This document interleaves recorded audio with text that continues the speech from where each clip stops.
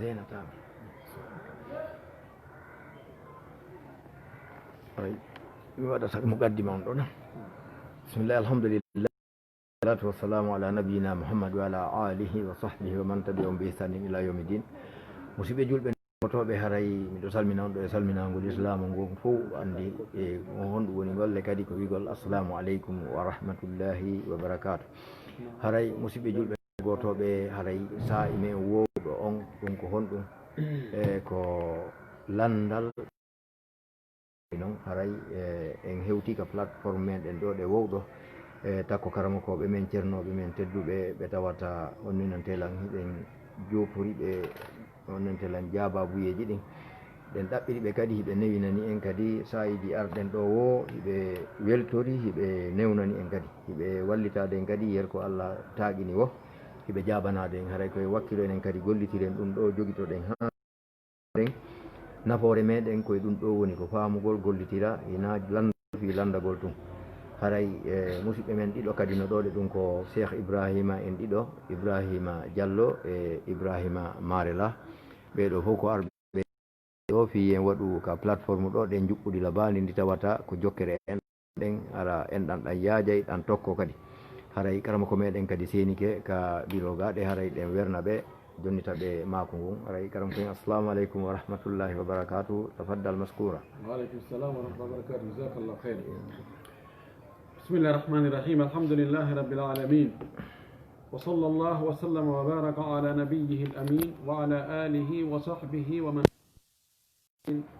واستنى بسنتهم وسلك طريقهم. اللهم لا علم لنا إلا ما علمتنا إنك أنت العليم الحكيم. اللهم علمنا ما ينفعنا وانفعنا بما علمتنا وزدنا علما. اللهم اجعل علمنا لا حجة علينا. رب اشرح لي صدري واحلل عقدة من لساني يفقهوا قولي. أيها المستمعون والمستمعات والمشاهدون والمشاهدات في هذا الوقت المبارك أحييكم بتحية الإسلام السلام عليكم ورحمة الله تعالى وبركاته وأهلا بكم وسهلا ومرحبا في هذا اللقاء المبارك. أسأل الله جل في علاه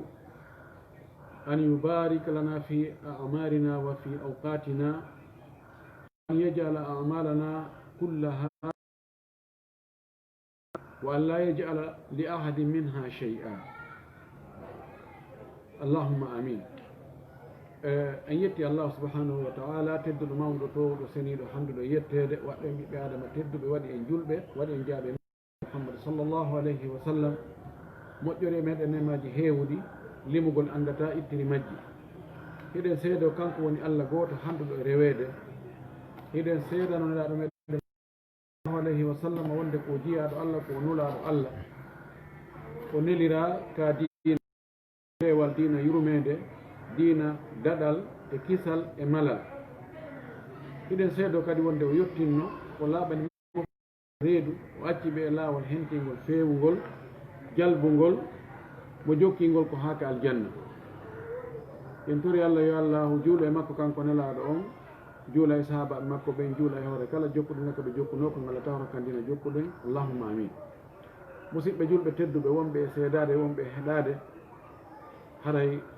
on jarnama on weltanama on tolnama kadi e tolande men heyre ɗo e tolare ɗo fi jabagol lande beru ko anduɗen kon. yen tori Allah yo Allah hawri en ko yiɗi o yarli kon o danda en faljugol si en falji kadi o andina en wonde en falji o arsika en yiltitagol e faljere men nde moƴƴintinnande o jaɓana en kadi ko moƴƴintinnuɗen ko. haray lande no ari ɗo hande daren so tawi woodi ko famuɗen e anduɗen ko yo Allah hawrin e sawab. إذا أخر جماعة الصلاة إلى وقت الكراهة هل يجوز أن يصلوا جماعة؟ ɓeɗo ko landi joni wano yimɓe tato ma nayo ma jow ɓe weltindo ɓe nenna julde wagutu suɓaɗo mayre on feƴƴa fayda wagutu loro on kadi o naata ha aroya e wagutu añegol joni noon ɓe faala juulugol fewndo ɗon ene ɓe waɗay ka ɓaawo ɓe nenni joni ko ka bukkol ɓe woni e mbeelude mo be yo juulan hoore mum tanginelnal ngal ko ni ngal arde cheikh isa ko adi kon taho e wiyay ɓeeɗo musidɓe waɓɓe ɗum ɗo ɓe waɗi faljere haa ka goɗɗo nenna julde haa wagutu suɓaaɗo on feƴƴa wagutu dagiiɗo on feƴƴa aroya wagutu loro on haa on tigi hewta ka wagutu añegol tawana nganto si tawi ko nganto haray on tigi ala bakkato iɗen anndi ngantoji ɗi sharia jaɓi ɗin ko immara on tigi no ɗaani ma on tigi yejjiti few ma ko faɗɗanoɗo ko ɗon fewno ɗon o ɗiwti ma ko sonnajo wondunoɗo e ƴiƴan ko fewno ɗon o laaɓi ma komo wonano julɗo ko fewno ɗon o naati kal islam ma ko feetuɗo ko fewno ɗon o ndikki ɗiɗo ko ngantoji kono fi tun golle ɗe on tigi woni waɗande hoore muɗum o nennugol ha hewtoya on wagutu loro tawana kadi nganto ɗum ɗo haray ko naadugol hoore muɗum e lowre tunude e alansara fana wagutu mum suɓaɗo on ko ɓodde ka nangel liiƴi e hoore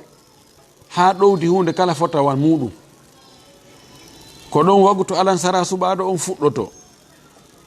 o fuɗɗo ɗon o yaha ha ɗowdi hunde kala fota e muɗum laabi ɗiɗi haray wagutu suɓaɗo ɗon kanji ɗi hiɗi hawti ɗon ko lutti ɗon kon ka ɗowdi hunde kala foti wamum laawi ɗiɗi ɗon e nangue mutude ko wagutu loro wonande fana e alansara si tawi ko ɗon sonnajo on o laaɓi ko ɗon o juulta fana e alansara o mara bakkato siko fewndo ɗon futi ko ɗon o juulata siko fewndo ɗon aray o juula e ɗon siko fewndo ɗon ɗanneo ɗon fini ko ɗon siko yeggitono ɗon kadi ko fewndo ɗon o anditi wana noon noon wana noon noon kono no wayi o no wayi ɓeeɗo koyoɓe juulu jama wota ɓe faɗɗo juulugol wagutu on fewndo makko ɓe faɗa kadi heɓugol baraji julde jama nelaɗo landama sallllahu alayhi wa sallam ayul amali afdal qala assalatu nelaɗo landa ene golleji ɗin fof ko honɗum ɓuuri moƴƴude gol julde nden fewndo wagutu mayre on nokkugo o wi ka arande wagutu mayre ɗum ɗo ɓe faɗi kono nelaɗo no maki salatul jama'ati tafdul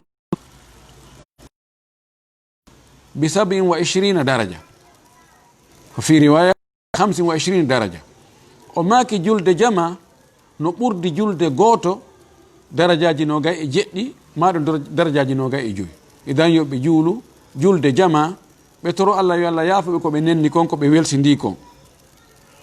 wa billahi tawfiq soalu thani tafriqu lmujtamiina wa jamu lmutafarriqina fi sadaqa gallandal ɗo ko honɗum honɗum ɓe landi ɗon faandi ko yimɓe kafuɓe jawdi kono ko daabeji ma geloɗi ma dammi hiɓe jillidiri ɗi ƴetten nayi joni ɓay ko ɗum ɓuri ɗurde kamen ga enen ko dingira goto tuppal si ɓe monnay ko tuppal gotal orne nden ko nokku gotum ɓe orirta ɗi ko gayna ko goto irgo woto ɗi nayi maɓɓe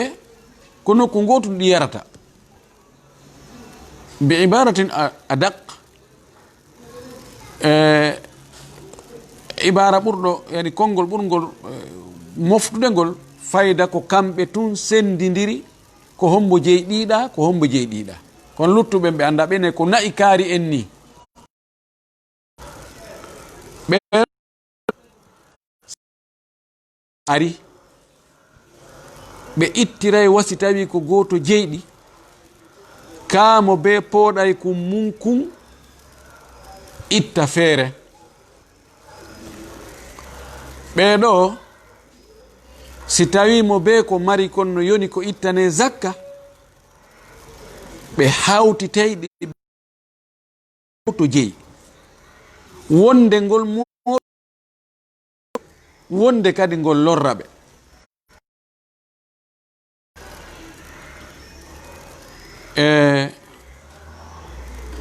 si tawi e misal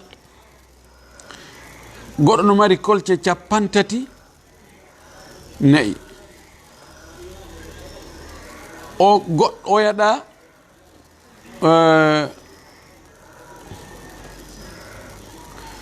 ƴette joni wano ka dammi goɗɗo no mari kolce 40 dammi oɗa no mari kolce 40 oɗa kadi no mari kolce 40 woni 190 si tawi ɗi ko kulaji gooti fo ɗi sendodira ko kamɓe tun andi oɗa ɗiɗa 40 ko oɗa ɗiɗa 40 ko oɗa ɗiɗa 40 ko ɗo yimɓe luttuɓe ɓe anda ɓene to ko dammi kaari en ni kono menen men an sendidiraɗi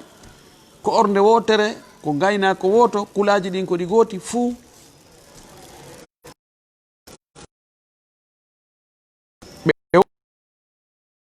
mol gotol ɓe ittata ɓe senda joni qima makko lon hakkude maɓɓe mo be itta tataɓal si ɓe sendiɗi mo be itti kañum tun mo be ko dammol wona dammi tati ko ɗo wi'a si tawino mo be maɓɓe no jogui dammi mum no feere ɓe nani inde joni arowo ƴanta fi zakkaji ɗin hewti ka warata ɓayi hari law almami julɓe ɓen o imminayno ko yaha ka gure limanoya yimɓe ɓen soggaɗi adda si ɓe nani inde noon wonde on no arde tawi ko ɓe yette soɓe ɓe inna he arga are waɗen ɗi moɓen ɗi nokku gotu wasi ko goto jeyɗi kafen dammol kol en tato noon itten dammol gotol si o yahi mo be natta ko mum kon ka mum laaɗo maki la yujma'u bayna mutafarriqin wala yufarraqu bayna mujtami'in khashyata sadaqa wonde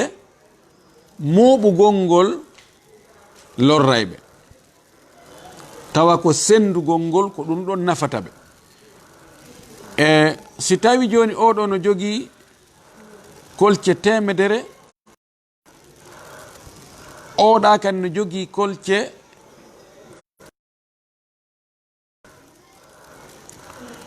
si mo be maɓɓe itti mo be naɓi dammol si ɓe moɓidiri ko dammi tati heɗa hara dammol fawike ɓe ɗo kadi si ɓe moɓidirno wona ɓen he joni ɓay hew 100 ma on naɓuto min kadi 100 e baga so ari an jonnamo toon dammol ko ɗum fawima min kadi mi jonnamo ga dammol ko ɗum fawimi kono so tawi e moɓidiri ɗo e itta e dammi tati ɗum hara mo itta e dammol e feccere joni sende nel maki ɗum ɗon wattake be mana si tawi hiɓe moɓidirno no wiruɗen ni ƴantowo zakka on ari masi ko kamɓe tun woni ittande hoore maɓɓe arna goɗɗo ne ƴantude ɓe ittira wasi ko goto jeeyi ɓe sendidir ɗa ɓe darɗo maslaha maɓɓe o si tawi mo be ko feere wonno mo be e dingiramu mo be e e gaynako muɗum mo be ittane toon hoore mum toon ta moɓidire fiyoɓe naftor ɗon ɗo si tawi hara mo be ko yimmi di si tawi mo be ko mari kon timma ko ittane zakka e misal joni muɗum gorko on no mari kolce 15 sonnajo makko on no mari kolce 5 siɗi piit ɗum ko nayi piitdamoni kolce 30 kono si mo be itti ko mum kon inni hino min ko an kon ɗo tawa e zakka waɗɗaki mo nokku gotun ɗi woni ɗi ittante zakka. Imam Maliki wi o woy ittantake zakka, Imam Shafi'i wi ittante zakka. Ko tañina ko ɓuri sellude kon koko Imam Malik kañum e Imam Ahmad wi kon ko wonde hara e ɗum ɗon ɗi ittantake zakka. Ha mo be ko mari kon kañum tun hara no yoni ko ittane zakka ɓay ko almilku. Bimana ɗo landal ngal ɗo wona yon tigi wi'iɗayna e Allah awa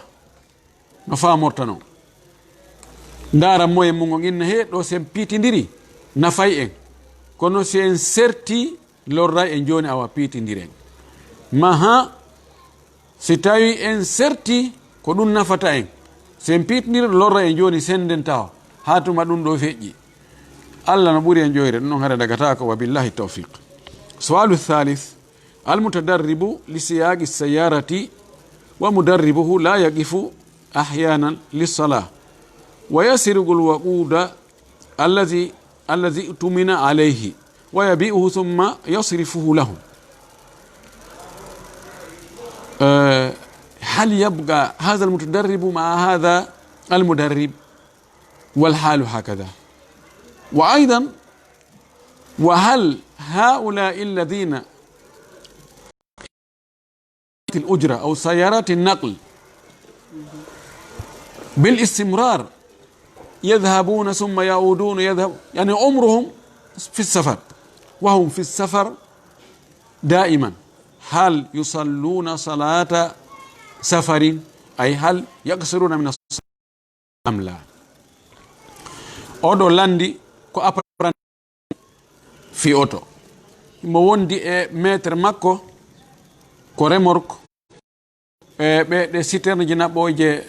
essence ko ɗen ɓe woni doginde. himo faala wonde e maître makko no nande yette sojo ko waɗi maître makko wonde daranta ko julde, ɓe darata ko wonde ko so tawi ɓe dariki masalan wona ñamugol ma alhaali hum o profita ɗon o juula kanko apprenti jom. ene mo wawi wondugol e o watti ɗon kadi bone goɗɗo goo maître maɓɓe jonnete essence wonde wa bidon ji tati ma goɗɗo almuhimu e nder ko ɓe yahata kon maître makko wujjay essence mo halfina on yeeyita wonde o bidon ji ɗiɗi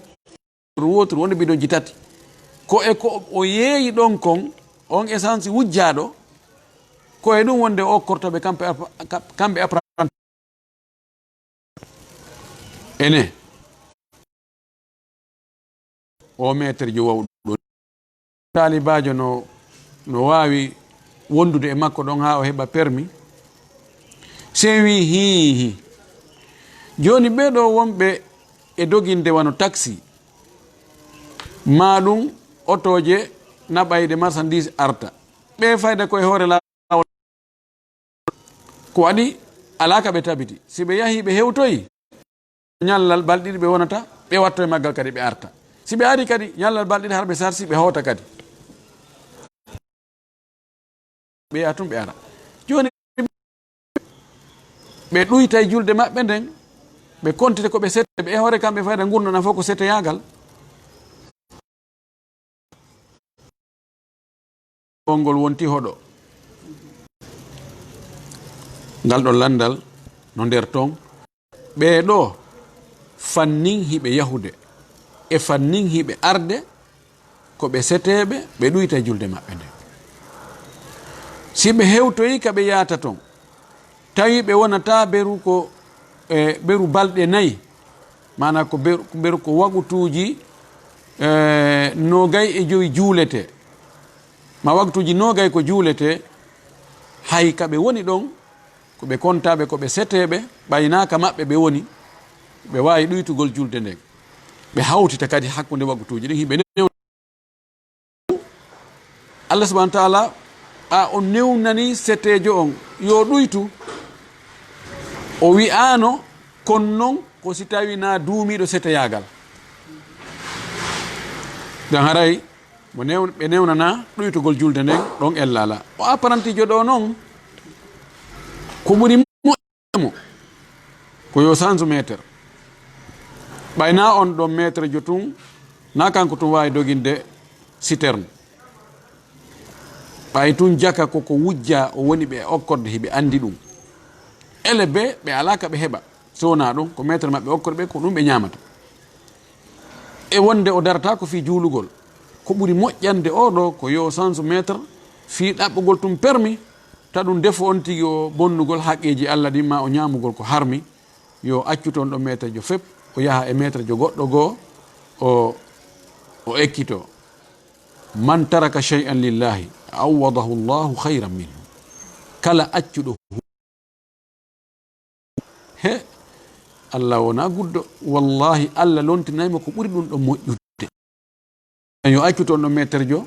madama ko har ñamminde e kadi julde nden haare ko probléme hakkude maɓɓe ɗaɓɓa métre jo goɗɗo goo ma o waɗana métre makko condition ko wela fi ko yo appra oyna métre miɗo faala wonde moɗon ha mi heɓa permis ɗo mi ɗaɓɓa du'a e juuɗe moɗon kono noon min haray julde nden mo be mi juula be darɗe hawtiten yani no sella kawnti hawta futuro e gueeƴe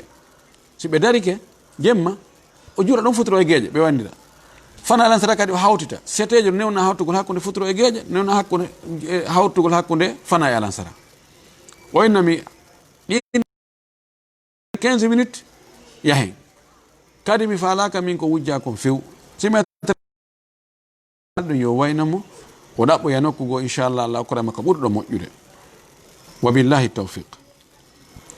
السؤال الرابع الصلاة على النبي 10 مساء والقول استغفر الله الذي لا إله إلا هو الحي القيوم 10 مرات وأدعية وأذكار أخرى على النمط الصوفي هل يجوز هل هذه الأدعية هذه الأذكار هي oɗo ko landi o yii e nokkeli goo ka jantagol inde Allah ene laaɗo sallllahu alayhi wa sallam ɓe bimbi laabi 10 wiya kadi o astaghfirullah alladhi la ilaha illa huwa alhayyum laabi 10 bimbi laabi 10 kikiɗe e goɗɗi goo 10 wano andirɗen suufiyankoɓe goo hino waɗira noon ɗi sunna no tabitiri ni ko adi kon taho koyen andu jantagol inde Allah ko dewal mawgal jantagol inde Allah fadhkuruni adhkurkum jantelan min kadi mi andita on nelaɗo ma kadi sahabajo goo la yazalu lisanuka ratiban li dhikrillahi seeru fuuta sabu jantagol inde Allah ko hunde ɗaɓɓande du'a e jantagol inde Allah e juulugol ene laaɗo sallllahu alih wa sallam ko ɗum ɗon jeeya en ɓay noon ko dewal ka nelaaɗo sallllahu alih wa sallam o andina en ko dewal gasata ka inna mi etoto toon mi ndaaray toon no mi débrouira lira qiyas inna ɗum ɗo mi sikki do ella ala e ɗum nelaaɗo men sallllahu alayhi wa alihi wa sallam himo konngol hoore makko aw aya cippike inna malaikatahu yusalluna ala nabiyi alladhina amanu sallu alayhi wa sallimu taslima sallallahu alayhi wa sallam faqalu ya rasul allah na'lamu kayfa ولكن كيف نصلي عليك قولوا اللهم صل على محمد وعلى آل محمد كما صليت على إبراهيم وعلى آل إبراهيم وبارك على محمد وعلى آل محمد كما باركت على إبراهيم وعلى آل إبراهيم في العالمين إنك حميد مجيد وصيغ أخرى بين صحابة بي الله wonde Allah e malaika ɓe no juula e hoore nelaɗo on o wi ko onon yo gomɗimɓe onon kadi juule e hoore nelaɗo on salminemo salminago ɓe ari ɓe tawi nelaɗo ɓe ni nelaɗo meɗen andi no men salminirta no men hiwro no men juulira e hoore ma ɗum ɗo men anda juuli ton e hoore am wi'e ɗum ɗo ko wiɗe nane salatu ibrahimiya ko hunde andade صلى الله عليه وسلم ماكي من صلى علي مرة صلى الله عليه بها 10 وماكي مجولي ndewotere Allah jula e makko laabi 10 ko hunde fottande mun hakkunde julɓe ɓen julugo Allah sallallahu alaihi wa alihi wasallam ko hunde ɗaɓɓande ko hunde moƴƴude ko hunde marde baraji kono ko honno e ko jilu ɗum ɗo ko beyiltuɗen kanelaɗo sallallahu alaihi wa alihi wasallam sellata anka waɗana hoorema adadu inna min ko ɗum ɗo tun mi feƴƴa ɗum mi jasinta ɗum farla ɗum no ari e adkaruji selluɗi wonde bimbi ya juulu e makko laabi 10 kiikiɗe juula e makko laabi 10 salatul ibrahim tabutuɗo o amma o konngol ɗo astaghfirullah alladhi la ilaha illa huwa alhayyul qayyum no ton konguɗi goo yiɗi sigaji arɗi ka sunna no tabite majji wono astaghfirullah waggol ɗum temedere bimbi temedere kikiɗe no tabiti astaghfirullah wa atubu ilayhi astaghfirullah wa atubu ilayhi ɗum no tabiti wigol la ilaha illa llahu kalimatu tawhid no la ilaha illa llahu lahul mulku wa lahul hamdu wa huwa ala kulli shay'in qadir no tabiti ko ɓuri fande kon nde wotere bimbi ma ɗum laabi 10 ko ɓuri timmude kon laabi 100 bimbi waɗum kadi kikiɗe amma adkaruji goɗɗi goo jantoriji goɗɗi goo no suufiyankoɓɓen no moƴƴinani hoore muɗum waɗi adaduji ɗin ɗon tabita e sunna de julɓe Allah ko nela wallahi no gayna hay ɗum e mara feere timmingol goy ƴette nde deftere wi'ete ma adkar al-imam awi al-adhkar libni sunni ɗen defte jantagol inde Allah ko waɗa ton kon tawno tabiti e nelaɗo kono la tigi maaki waɗi sahaba ɓe yi'i mo waɗa e du'aji ko woni ton kon wallahi enen en wata wadde iltisam ha en waɗay ɗum bimbi o kikiɗe o fewndo joni noon ko nelaɗo yamiri kon e ko o waɗi yi'a kon en wawali wadde ɗum ko fi honɗum moƴƴinanten hoore men goɗɗum goo watten e hoore ɗum ɗon mana muɗum lisanul haali yaqul goɗɗum ngo none no Allah jantorte ma hoore muɗum ko nelaɗo wanno kon haray ɗengal alhaali ngal no wi'i an hiɗa ɓuri nelaɗo andugol no Allah rewirte ma ɗum nelaɗo no anduno ɗum ɗo no moƴƴi kono wolnali mofte makko ɗen amurani ahlahuma murru piiji ɗiɗi ko sikkuɗa no lewñi o ko ɗum tawata no ɓuri haɗude no Allah rewirte no woodi an ko anduɗa no Allah rewirte ko nelaɗo andano ɗon dagol fello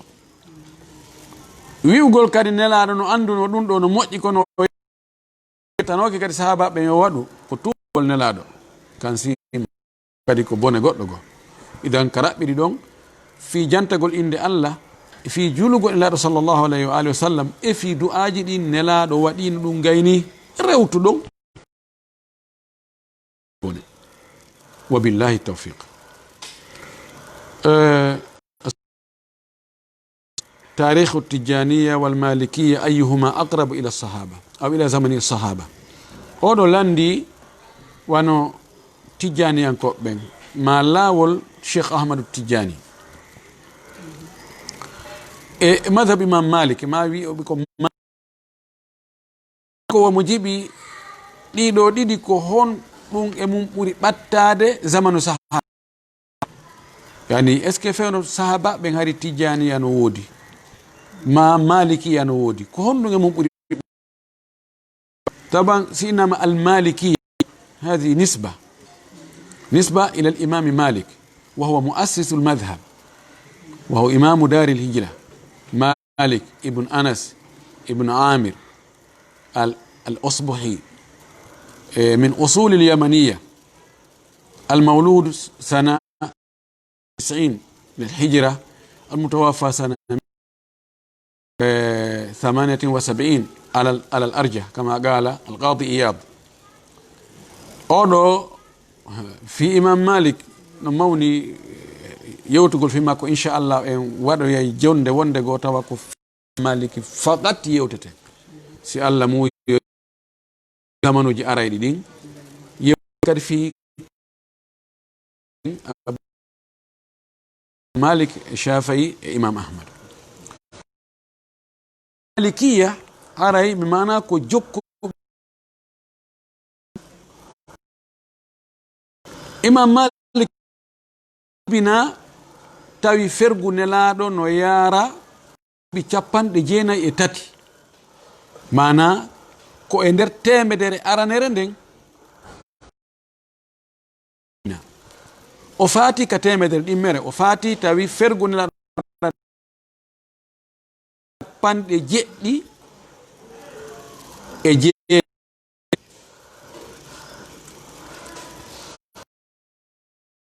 sabo samani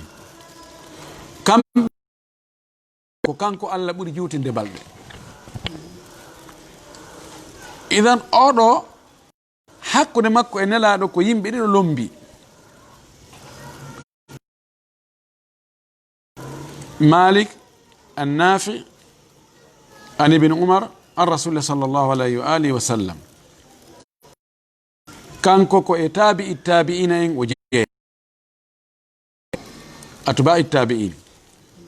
ko ɗum waɗi on silsila ɓenne ko silsila dahabiya sina maliki wi'i Nafi yetike lam wonde Abdullah ibn Umar yetike mo won laɗo maki ɓe inni ɗum ɗo ko ya jaɓu weltora. Idan ɓeɗo no ɓatti sahaba ɓe. Amma Cheikh Ahmad Tijani oɗo ko o jibina tawi fergu nelaɗo yaari duuɓi wulure e telen duuɓi temeɗɗe ɗiɗi e goɗɗum. Mi yejjiti la ahfadu bi dabt mi adna on tarikh on bi dabt. Yani farqun shasi'un hakkude Imam Maliki tuntaho e Cheikh Ahmad Tijani ko yoni duuɓi wulure no maɓɓe jaka Tijani e laawol Tijani e neɓali ko yalti hay seeɗa ko ɓay tun sa fini a tawi hunde kama tawi mawɓe maɓen kadi koye ɗum woni a sikkay ɗum bi adna dawi ko ɗum ɗon jokka ko nawde ma se l'islam arta ho fuuta ɗo ko neeɓi sinon si Tijaniya ari ko ɗum waɗi no woodi ɗoɗa ko no woodi cae goo e nder fuuta no woodi cae yani koɗoli goo ɓe jaɓano Tijaniya ha joni ɓe jaɓali Tijaniya goo ɗuuɗa kono no woodi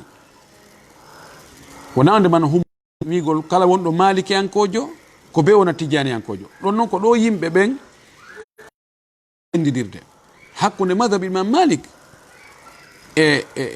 laawol Cheikh Ahmad Tijani na humodir ɗum tawa sa wona e ɗum ɗa ko be wona ɗum ɗa ko ɗum ka defte Malikiyankoɓe wano ƴettu Ibnul Ash haka muqaddimatul Iziya ha Ashmawiya ɓe innay ka finde ko finde Abu Musa al-Ash'ari yani ko ash'ari yanko be kafinde ka madhhab fiqhi bena ko be maliki yanko be ka tariqa tarbawiyya sufi Junayd Salik tariqa Junayd yani ko sufiyya ka tarbiya ko sufiyya ka ahkamul fiqhiyya ko malikiyya ka aqaid ko ash'ariyya bayna athawabitu athalatha yani naɗum ɗo wonɗen yaade muɗum kono ella ko ɗon ari yani yawawi wonde maliki yankojo tawana a tijjani yankojo few wona kadi ashari yankejo few ko waɗi imam malik e talibaɓe muɗum e talibaɓe muɗum ɓen andano ashari aqida ari ɗum ara yaltali ɓen andano kam tijjaniya kan ɗum yaltali ɓay ko ɓuri duuɓi wulurano hakkude maɓɓe andi Cheikh Ahmad Tidiane fewndo ko jib jana hari ko o natno e laawol qadiriya andi qadiriya necci Tidianiya busi noon mo laawol Cheikh Abdul Qadir Jailani no atti laawol Cheikh Ahmad Tidiane buy ɗon kadi o nato e Chazaliyankoɓe ɓen ko hiɓe Misra hiɓe Sudan gadiriyankoɓe ɓen hiɓe e ɗin ɗon kadi ɗino gadiriyankoɓe ɓen hiɓe ɗuuɗi taɓan Tijaniya fayde ko Afrique l'Ouest on tum woodi ɓe Sudan seeɗa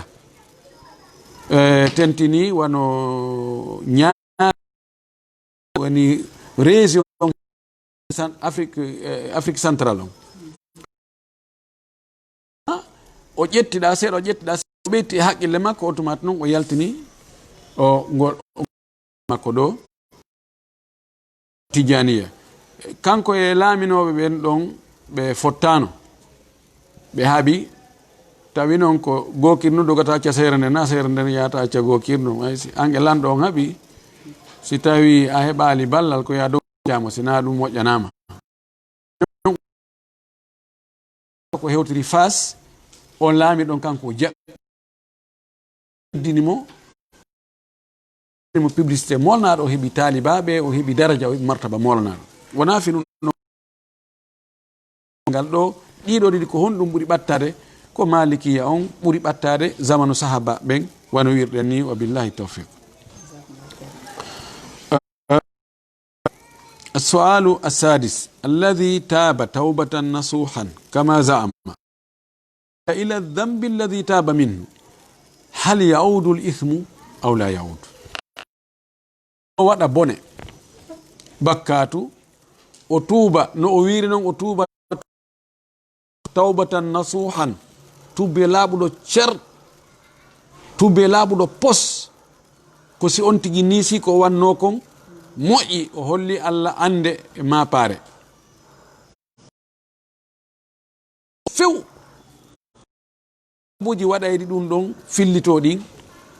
si tawi ko haqqe hakkude makko e Allah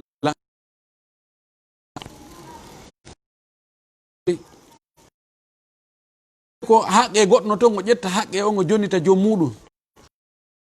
mo yaafuye on ɗon yaafomo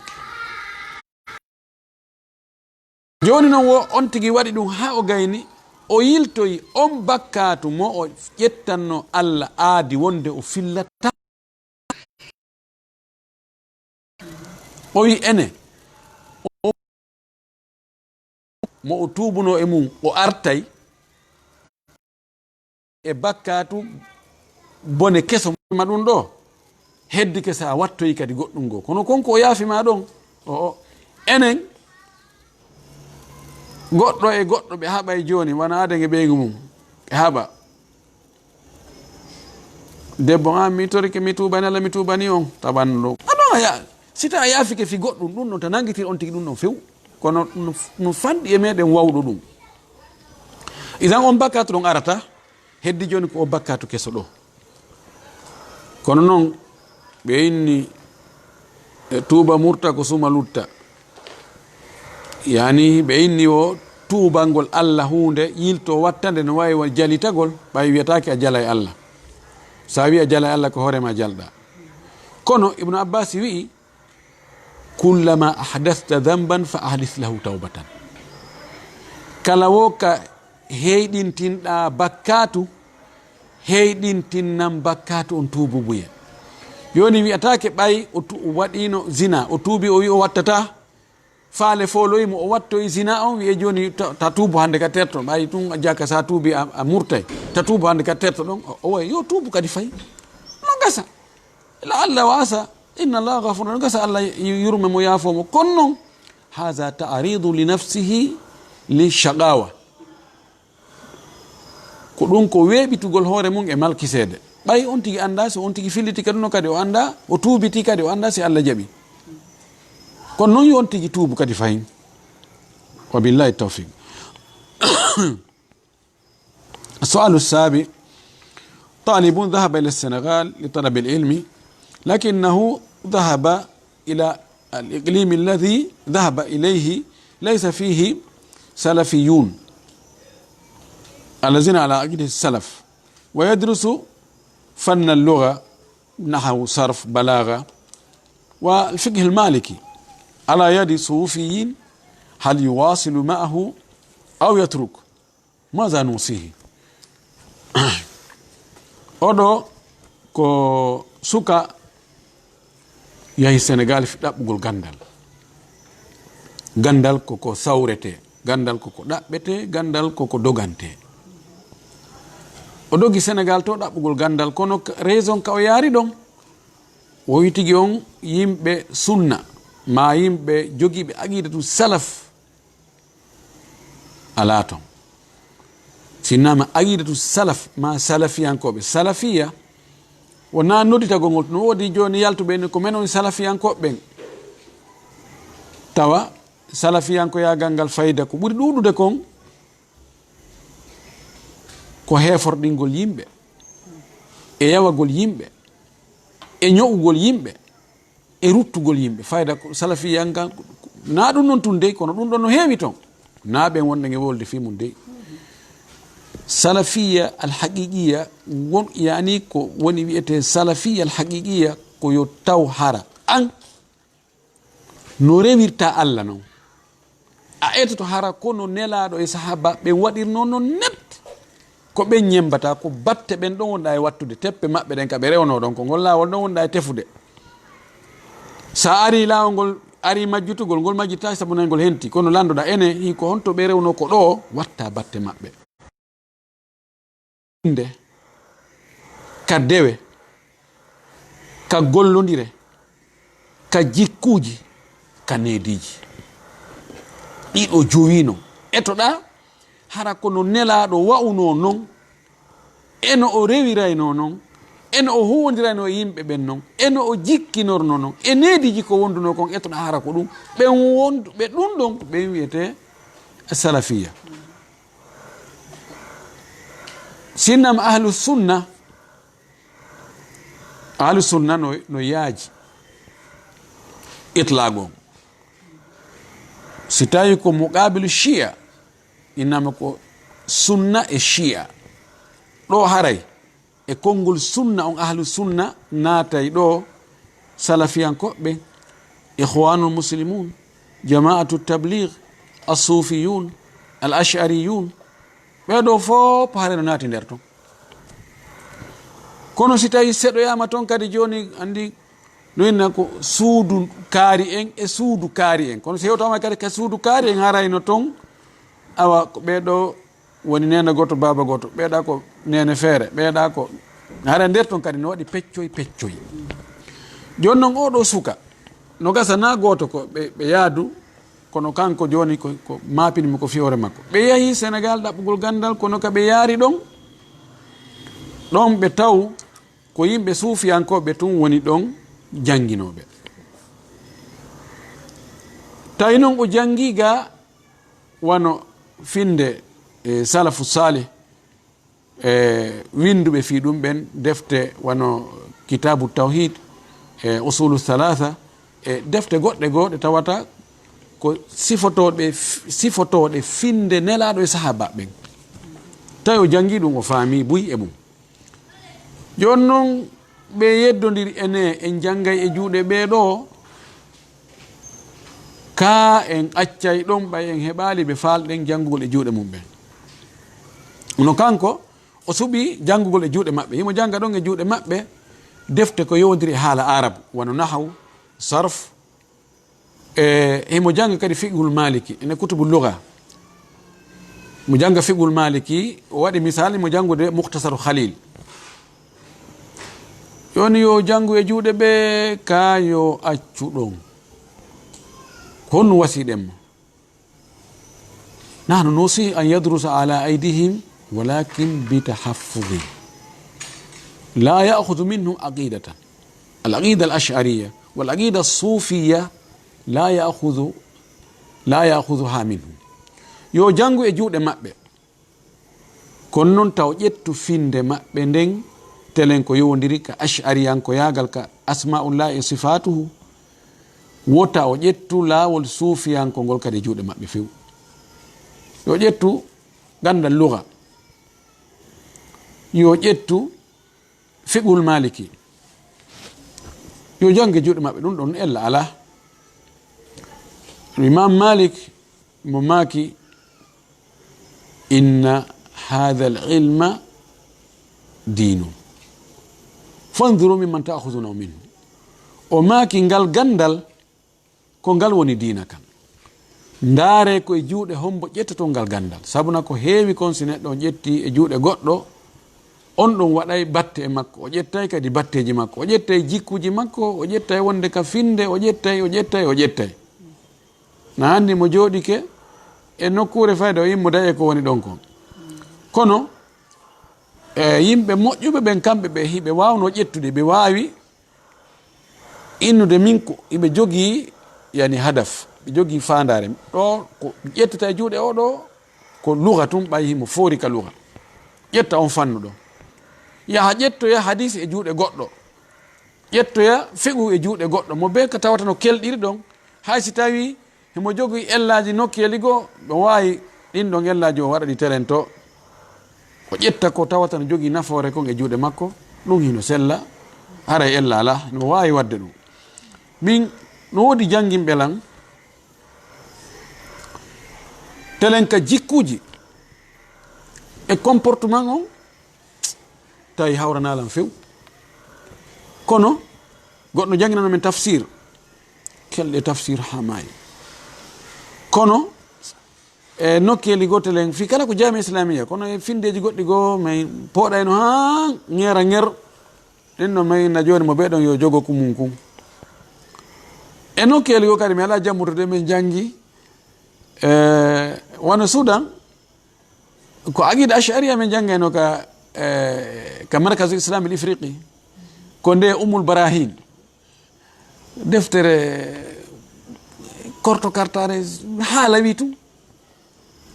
yani tabintinnugol na tabintinnugol a ronka e ande ko honɗum jokkuɗa almuhim min waɗi munagasha min e karam kojo ɓay on tigi yewton hari alhamdulillah on tigi yi aqida salafiya on haysi mutaki e muɗum min pooɗayno moƴƴi noon pique min komi yeyi toon hari komi gandugoy telen ka fiqhu kan wonnoɓe ɗon ɓen karama koɓe wonnoɓe ɗon ɓen fayda e goto ɓuranla ɓaymi mi jangi khalilu mi jangi mi naato e mudawwana fuɗɗi ke janggo mudawwana tawi ko arrisala jangguete tawi ko sama kala yan almuhim mi ƴettiri sengo goo oɗa janginano men aqida on aqida ashariya himo wawi lugha ha maayi ko azhar o jangi ko insan lugawi balaga e adabu mo kelɗi ha feƴƴiti telen waɗi sifada ka ta'abir kono aqida on ɗum ɗo mi accim almuhim oɗo ko wiyetemo wasirtoɗen mo wawi jangude juuɗe maɓɓe fiqhu on e lugha on kono noon taw ƴettu aqida on e juuɗe maɓɓe few wabillahi tawfiq tawi walla nde ko ɓe wiima tawi mo jokki kono ɓaɓe wiɗimo sellata tawi haali ɓe wiima sellata ko ɗum fayimo landa tawi anno sella no sella janggo e juuɗe maɓɓe la ko ɓe julɓe ko woni toon sengo ka on tigui faljiri ɗon ɗon nayi a ƴettu ka o falji ɗon de ka o hawrodiri e sawaba ɗon ƴettu ɗon defte malkiyankoje ɗon ko defte moƴƴe arisala ko deftere moƴƴere khalil ko deftere moƴƴere misbahun salik ko deftere moƴƴere e ɗen ɗon on tigui ƴettade ella ala e muɗum ay si paljeno toon ko e masa alaji ala madhab mo tawata faljere ala e muɗum e madhahibuji ɗi nayi noon نعم. السؤال الثامن: امرأة غاب عنها زوجها فترة طويلة وأخيرا أدخلها وليها في العدة ثم اتصل بالزوج وأخبره ووافق. o wi yo sonnajo o yo heedu yeeso kankadi o jokkitay jaka ko ƴoyre woni wadde. o artiri on sonnajo ɗon jaka ko fino naɓira o ya sonnajo ɗimmo, o naɓi o ya sonnajo ɗimmo, o ya sonnajo woni ɗo dumunne juutuɗo tawi tigi on pottal ala, o ala jaɓude arde, o jaɓali naɓudemo toon, ɓe won daali na dépense kelɗuɗo wona mbaldi yaari noon e dumunne juutuɗo a naɓalimo o wullitike o wi hande kadi o wata wonde ɓaawa gorko ɓaynayo ya o ɗaɓɓoya worɓe janamɓe o waɗa zina, o falaka waɗa ɗum few ɓayno on heɓali ko dagi ko e juuɗe ma. joni ko yo men dara so heɓa goɗɗo goo ko jombamo o heɓa ɗon min joɗɗinimo edda joni noon timmi men falamo okkitirde isra'ayuk mayugol arab isra'ayuk ko ɗum yiiɗa e ɗum wayni ella ala ella ala haray miɗo iwtiri ɓaawo sonnajo on tigi noddoymo wolanimo ɗum onni joni haray miɗo iwtiri ɓaawo ma, sa heeɓi ko jombe haray ella ala na non. ɓe landi ɗo ngol konngol makko ɗo wigol ella ala, joni haray miɗo iwtiri ɓaawo makko, ɗum ɗo ko konti cergal ko konti cergal. التخيير نودي كويتي التمليك. التخيير سوبينغول غوركون نو واوي سوبينغول جوني سوبو en wondugol e en seedugol.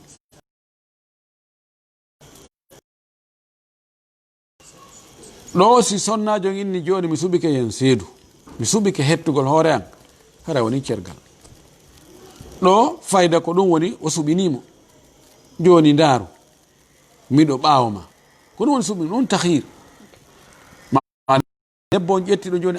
min joni mi suɓike yen seedu woni cergal. ɗoɗi ke tamlik joni joni ndaran joni ko waɗɗa wo joni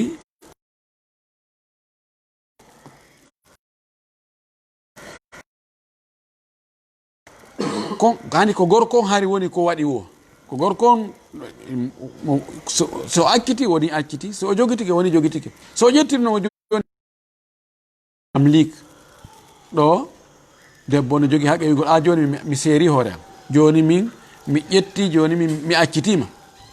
no sella debbo ginne joni mi accitima, ko noon a wi tati, so wi tati lahu an yunakiraha min ko mi jeyno kon ko accitugol sunna, accitande sunna ko accitugol nde wotere gal goɗo ɗon kadi ha tuma e edda on timmi. almuhimu ɗo konti wonde o tawtiɓe fiyo debbo on yoɓe seedu, kono ko ɓorde ka o wi'i ɗon haray joni mi iwtiri ɓaawo mon ɗon, haray joni mi iwtiri ɓaawo makko, joni haray mi aray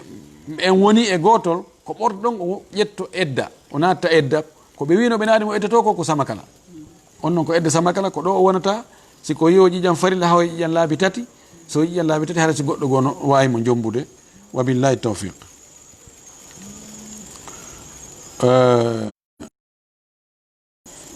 tigi on ko eɗo ko ɗo lanne ko ɗo lanne en ƴetta e ɗo seeɗa. tayib a huccine caméra ji ɗi nani, bisimillah.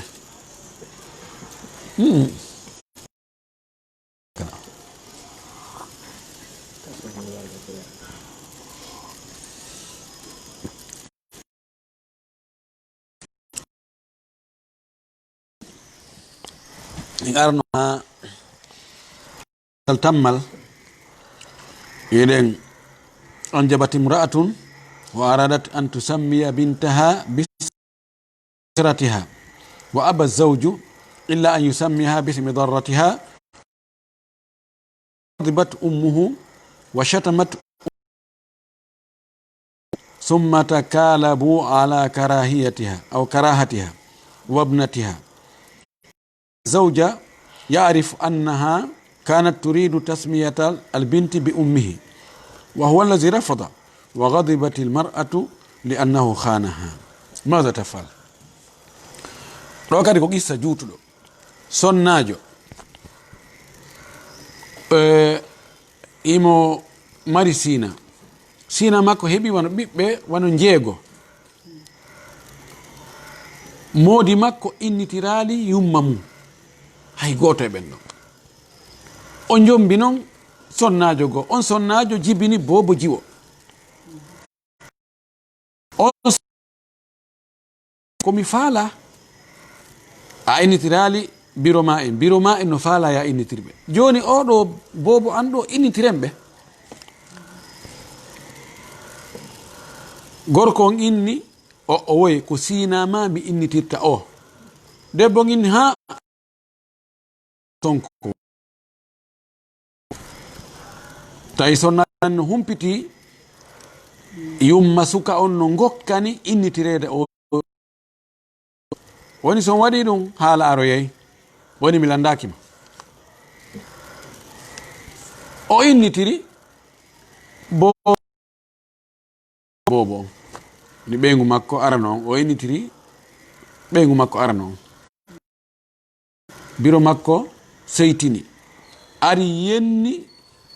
nene bobo on, yenni mawɓe makko ɓen kadi, yenni gorol makko ngol fof. joni noon moodi jiwo on daraki inni nene salino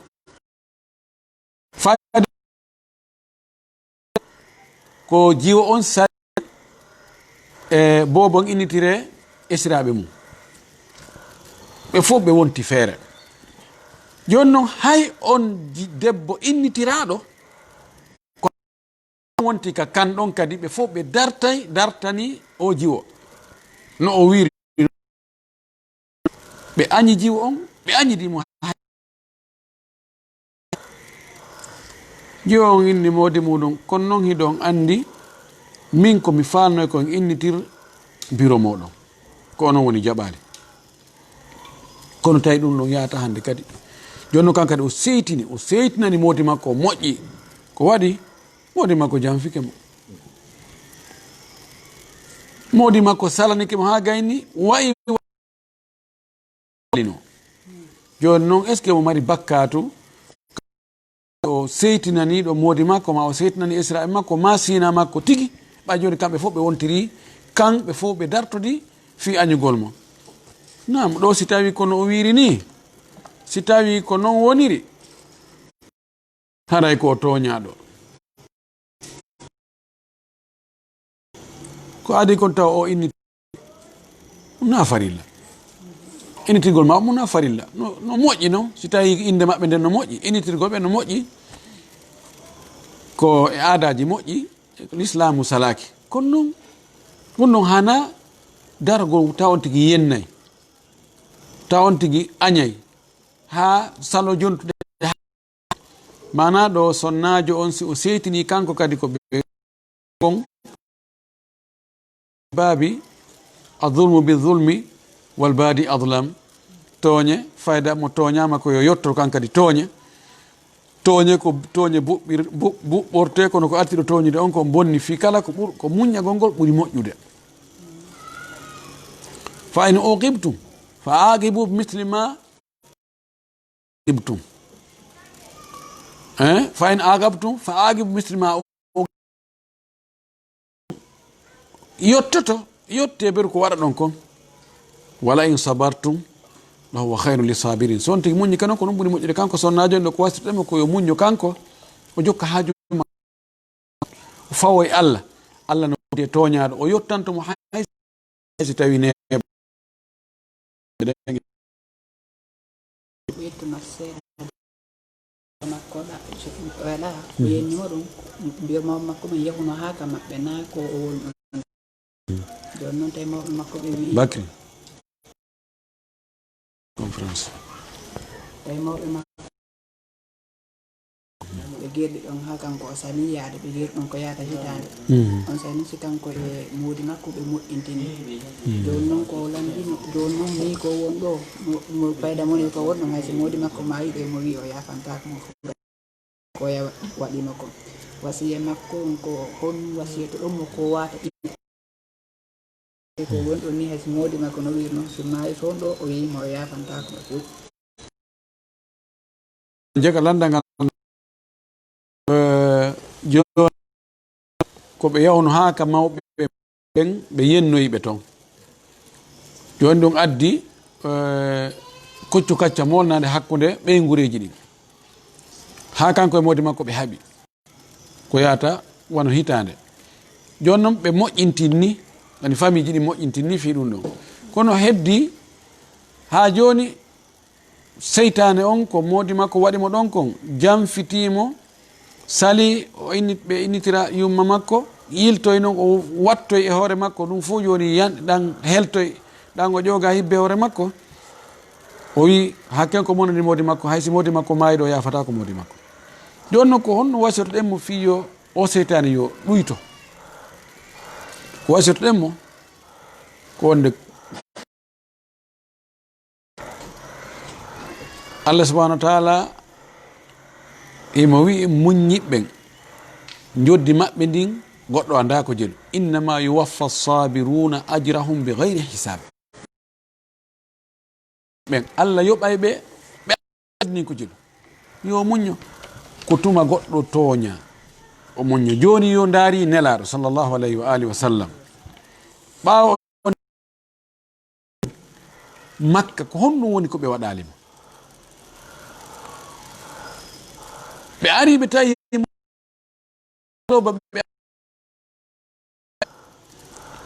ɓe yaltinimo ɓe piyi sahabaɓe makko ɓe wari woɓɓe goo ɓe ala ko ɓe raɗike mo ɓe yaltinimo few ɓe sasinimo ɓe wi ko bilejo ɓe wi ko bilaɗo ɓe wi ko fenowo ɓe wi ala haalaji ko ɓe wolalimo ka ha o tawi ɗon wonata ko few o dogi fes o sasi o dogi o yaari Madina Allah o koyemo doole o ari o ataki ɓe o hendi few ɓe fowtay joni ko ɓe ar ɓe jicco yeeso makko ɓe men tori o inni way ko honno sikkuɗo mi waɗa on hande tawi joni wawaɗo wawtike few si o wi ɓe warata ɗon e ɗon so wi ɓe haɓɓete o wi ko honɗum tañiɗo mi waɗa on hande ɓawo on piigollan yennonmi raɗɗonmi yaltinonmi waron yimɓe jokkuɓe lam ɓen honɗum tañiɗo mi waɗa on ɓe inni ko ɓiɗɗo moƴƴo ɓi moƴƴo ko a moƴƴo ɓi moƴƴo ani moƴƴo ɓi moƴƴo koko moƴƴi watta moƴƴo ɓay o wawtike wona o moƴƴo ɓi moƴƴo yennuno ɗon wi ɗon ko bilejo wi ɗon ko fenna ɗon ko ɗum ɗo e ɗum kono kanko o yottaki o wi fadhabu on terta yiyatake on yennatake on sokatake on yaynatake on yottatake fes yahe sonnajo ɗo kankadi yo waɗ so waɗi ɗum inchallahu Allah yoɓaymo imma ka gurdam makko kata hara ko ɗum wiye tawfiq السؤال بعد أذان الفجر هل يركع ركعتي الفجر وتحية المسجد أو تتداخلان ndi mo ari ka subaka ɓaawo fajiri ndin feeri so hewti subaka on wano miniti 10 wiyen ene o juulay raka'atul fajr o juulay tahiyatul masjidi on ha o gayna non o juula raka'atul fajiri on kanji ɗi natodiray tawa so juuli darɗiɗi haray gayni تقول إذا اجتمعت عبادتان من جنس واحد ولم يختلف مقصوده صور ولكن في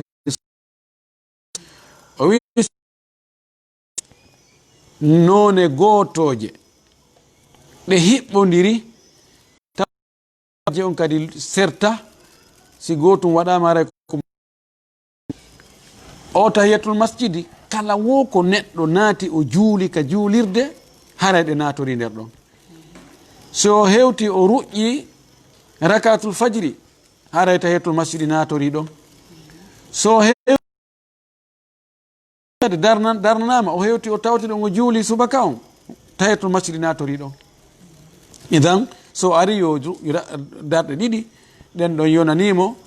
e tahiyatul masjidi on e raka'atul fajri on wa billahi tawfiq.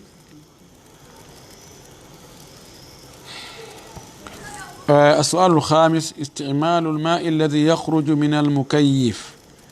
في الغسيل ɓeɗo ɓe wi ka ɓe woni ɗon ndiyan ɗuuɗa duncitorte iɓe jogi climatiseur ji ɗin climatiseur ji ɗi siwoto ndiyan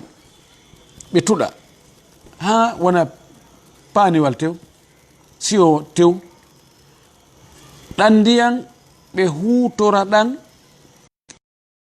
ɓe wuppiray ɗan ma ɓe lawƴiray ɗan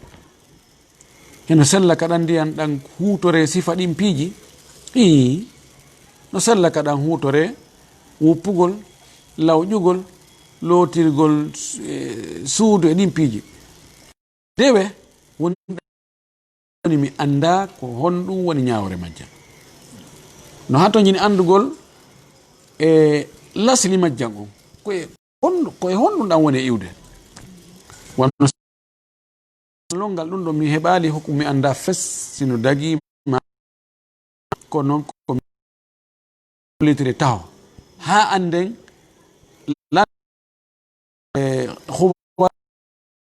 ɓe fi mum ɓen ko ɗan ndiyan ko honɗum ɗan woni e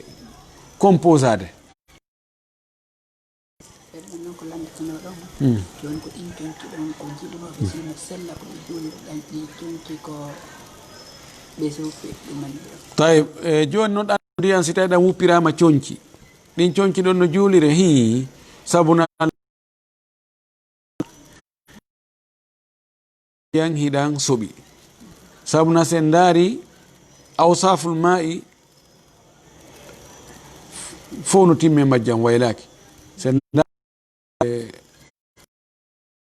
jang on e ɗum woni uurengol ngol mi andada kam mi on ɓay mi maɗɗaki ɗam si tawi ɗum noon fo ɗumannaki certa haray ɗum haray coñci ko ɗan ɗon wuppira kon ɗin no wawa. سؤال السادس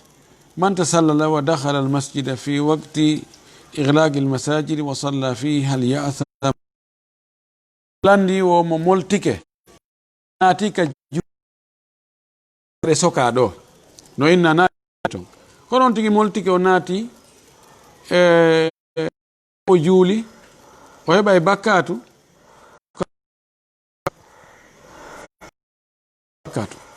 no mi famirno mi heɓata bakkatu ko waɗi lasli on ko juulɗen ko wona koye juule fi buyutin adina allahu an turfa o yudkara fi hasmuhu yusabbihu lahu fiha bilguduwi wal asal rijal joni noon ko haɗira ko ɗe sokira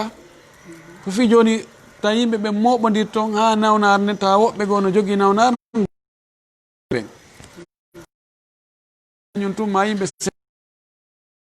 haray ella ko sokirano kon ella on yanali e maɓɓe ɗum komi faami kon haray ɓe mara bakkatu so ɓe juuli ɗon wotta tum ɓe naɓu toon nawnare nde ma ɓe ƴetto nawnare nde juuɗe goɗɗo toon wa billahi tawfiq. sabi hukmu ta'jiri l-kafiri baytan aw mahallan ko landi ko ñawore ma luyinamo kefero voi chrétien jo ma juif jo ma mo ala dina fes no sella ka luyinamo wona locataire jo ɗum place ka yeyete boutique magasin mi sella hi si tawi woni ko o hutorta kon ka place ɗon wona ko harmi si tawi ko beere o yeyata dagaki de ka luyinama o yeeya beere ma dorogo ma kala ko harmi kono si tawi ko piiji dagiɗi ko coñci ma ko ñameteji ma ko paɗe ma ko siman ma ko tol ma ko sifa ɗin piiji dagi no dagi kono tawi ko hoɗugol habitation tawi wattandu église ma o wattandu ka rewɓe yeeyitoto motel si tawi na ɗum ko ka waalo kanko e ɓeygure makko nden ella ala no dagi hay si ɓe yeddi toon Allah masalan o addoyi toon rewɓe an anda o waɗi zina wa e julɓe kadi no wodi waɗoɓe ɗum wodi julɓe yulɓe lowina on tigi o moltinoya debbo o adda toon ma o ƴettoya bino hen ken o adda honka ko nder toon madame o waɗali ɗum ɗon ko ɗum place on ko ɗum o woni e waɗirde toon o suuɗoto waɗa ɗum aray jokkama no dagi ka on tigi e lowina on ɗon leron bonɗo طيب السؤال الثامن من نسي أو شك في الإقامة حتى كبر تكبيرة الإحرام ما الحكم أولو كلاندي مويجتي سيدرني كادرنالي ما أسكتو ويجتا أورون كادرنالي وجولا وعندي تهي أنا ودرنانو ما أندر جولد ene mi darno ka mi darnano ɓerde waɗa yaha yiltito ko noon ñawore nden julde nano sellike darnugol ngol na farilla ko sunna watteɗo ado julde nden kono nataka nder julde ko ɗum waɗi kañum sujjantake andi julde ko honto fuɗɗoto ko takbiratul ihram honde ka gasta ko ka salminago la sallallahu alaihi wasallam maki tahrimu hat takbiru wa tahlilu hat taslimu yani julde kon akbar ɗon ha wi assalamu aleykum wa rahmatullah koko watte hakkon ɗon kon konguɗi e kuuɗe ko ɗum wiyete julde noddinandu e darnandu ɗin non ko préparation noddinandu ko andingol yimɓe ɓen wonde wagtu julde nden hewti darnandu ko andingol yimɓe ɓen wonde julde nden fuɗɗama ɗum noon bonnata julde nden wabillahi tawfiq tayib ngal arowal ɗo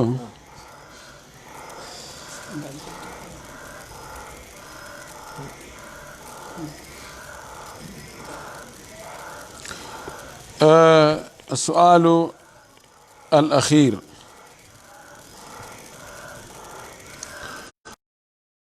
هي صيغة التحية في الصلاة بالصلاة الإبراهيمية قبل السلام ماذا يفعل؟ من دو ودو كلاندي وكو ميجتي كون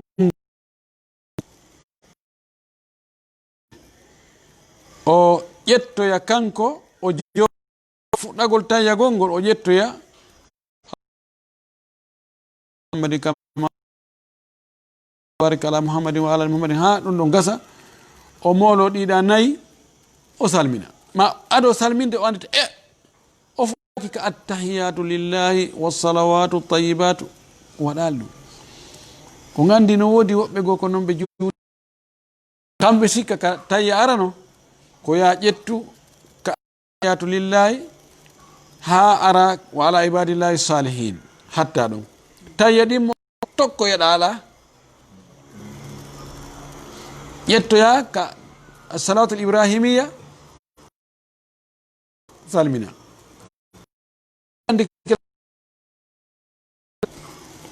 tayyaji ɗiɗɗi ɗino a fuɗɗotto tayyibatu arano on sa salihina hatta ɗon ɗimmo on a fuɗtoto kadi ka fuɗɗi ɗon attahiyatu lillahi gayna ɗon noon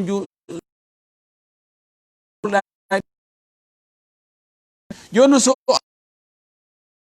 yo fuɗɗito o wiya attahiyatu lillahi wassalawatu tayyibatu ha o wara ka ala ibadillahi salina o hatta ɗon ɓay o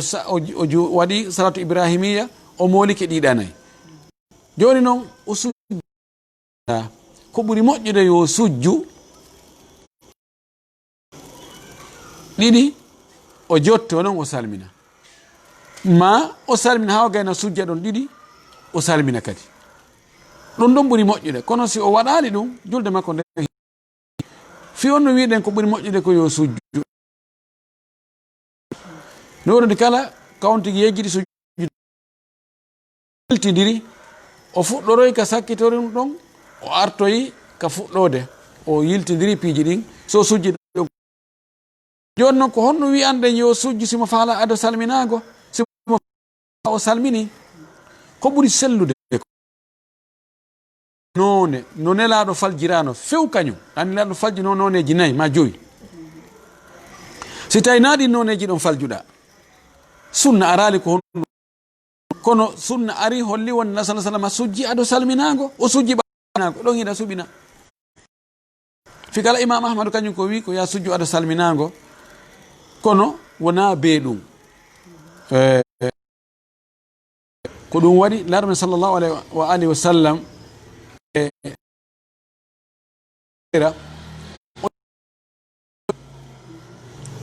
ka jotno tayo ɗon ka dar ɗiɗi o yegiti ɗum o ɓangi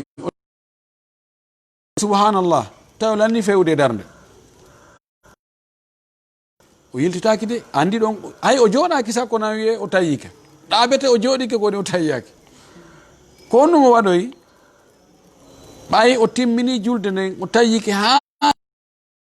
o salmine joni on tuma tan o sujji ɗon sujjudeje ɗiɗi o jooɗi o salmini ngam holli wonde on tayya ɗon sigatu sujuudu no wawi yondemo fi illa ƴettugol e hadis ma abdoulah ibne mas'ud wi on kunna naquna attahiya ko adi farlede amen kono farlugol hatmu mana ko yamiregol wabillahi tawfiq idan haray ko ha ɗo arnoɗen hande on